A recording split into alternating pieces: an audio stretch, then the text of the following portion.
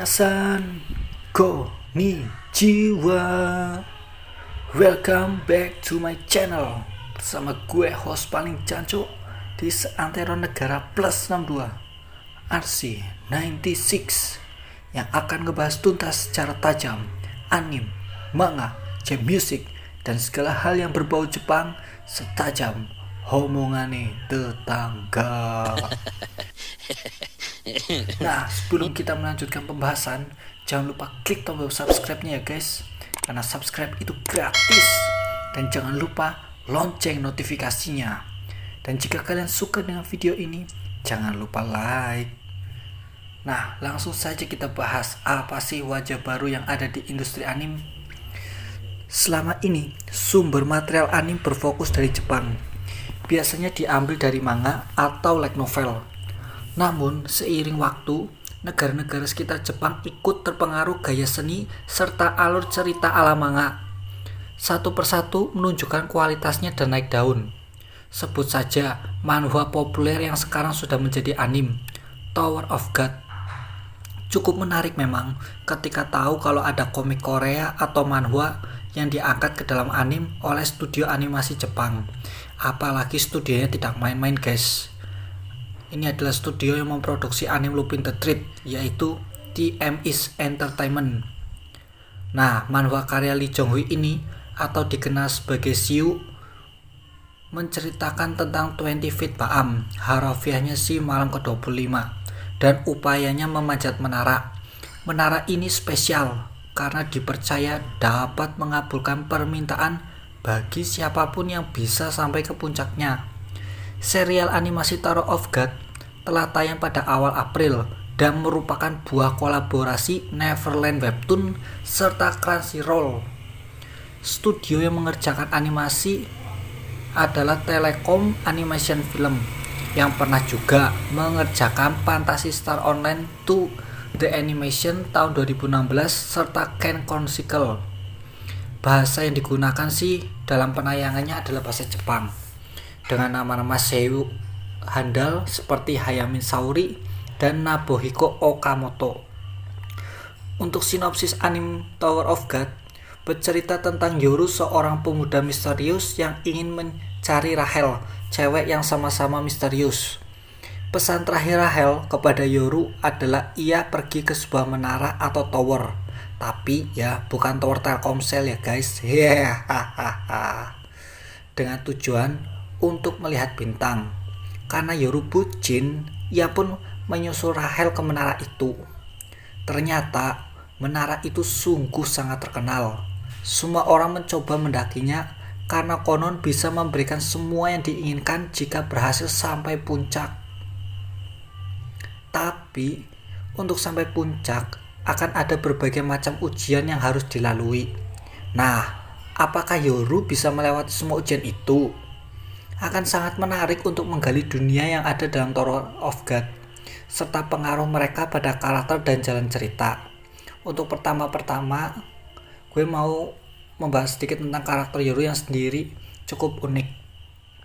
Salah satu cara untuk membuat tokoh utama menarik adalah membuatnya berbeda atau memiliki keistimewaan. Karakter Yoru sendiri juga seperti itu. Ia beda pokoknya lah dari orang lain. Ketika kebanyakan orang naik menara untuk mendapatkan materi, Yoru pergi ke menara semata-mata untuk bertemu Rachel. Baginya, Rachel adalah segala-galanya dan ia tidak bisa hidup tanpa Rachel. Walah, adalah bucin banget ya.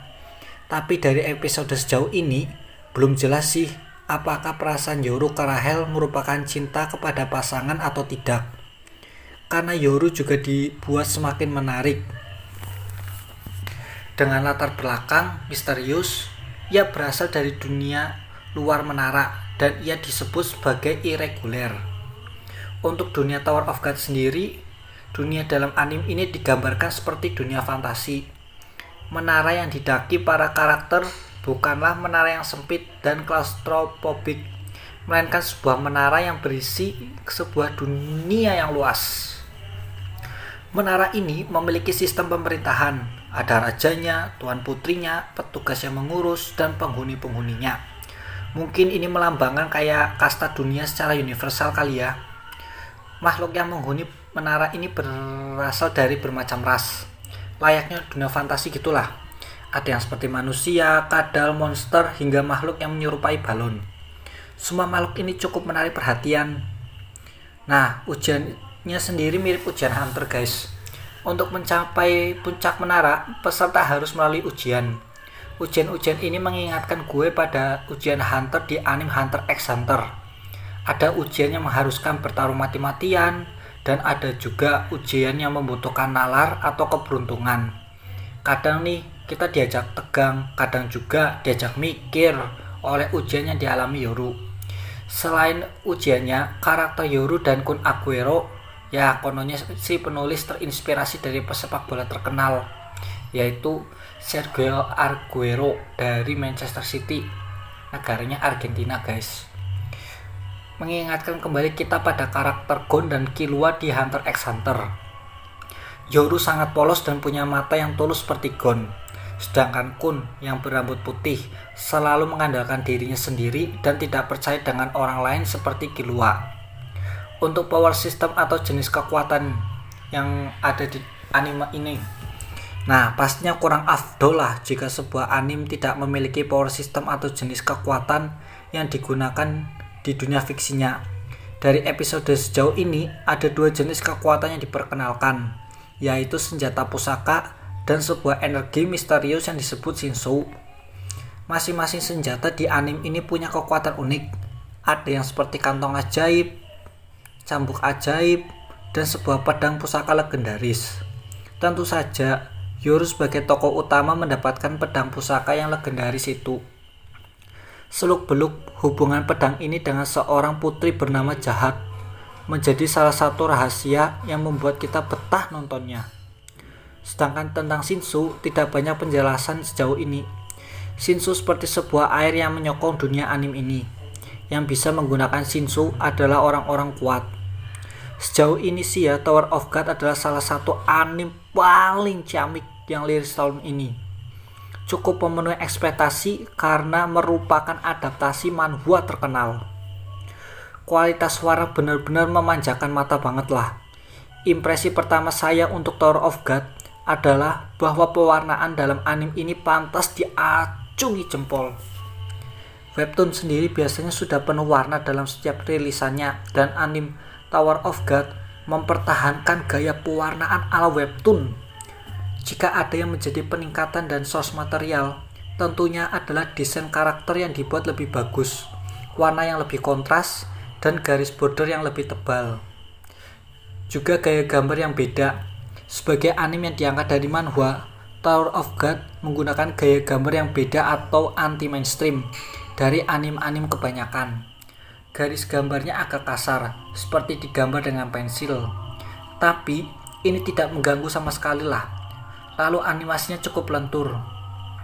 Intinya, desain karakter yang dipermak sehingga terlihat lebih baik dari versi webtoon. Untuk lagu openingnya sendiri berasal dari Korea. Nah, selain gaya gambar, musik juga jadi pembeda Tower of God dari anime lain. Lagu openingnya keren banget lah, dinyanyiin oleh Star Kids Band asal Korea. Lagunya benar-benar bagus, terdengar epic dan juga fantastik. Tapi saya kurang suka sih bagian rapnya. Ya seleranya masing-masing sih.